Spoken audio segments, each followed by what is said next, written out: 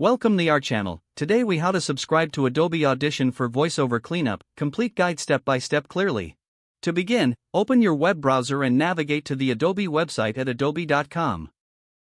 Once the site has loaded, locate the search bar at the top right corner of the page. Type Adobe Audition into the search bar and hit enter. In the search results, click on the link that leads to the Adobe Audition product page. Once on the Adobe Audition page, look for the Plans or Pricing section. In this section, you will see different subscription options available. Select the option that best fits your needs, whether it's a monthly subscription or an annual plan. After choosing your plan, click the Buy Now or Start Free Trial button. If prompted, you will need to sign into your Adobe account or create a new account if you don't have one. To create a new account, fill in your details, including your email address and password, then follow the on-screen instructions.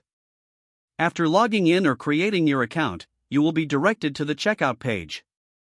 Here, review your selected plan and proceed to enter your payment information.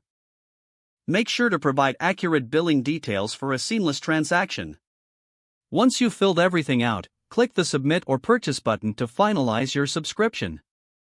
You will receive a confirmation email from Adobe detailing your subscription and how to access Adobe Audition. Now return to the Adobe website and sign in with your Adobe account. After signing in, navigate to the Download section from the main dashboard. Find Adobe Audition in the list of available software and click on the Download button. Follow the installation prompts to install Adobe Audition on your computer. Once the installation is complete, launch the software to begin your voiceover cleanup journey. Now you can explore the features and tools within Adobe Audition to enhance your voiceover projects. If the page does not load, refresh the browser or try again in a private or incognito window. Make sure you are using the correct email address, then retype it carefully to avoid small typos. If your password is not accepted, use the reset option and create a new strong password you can remember.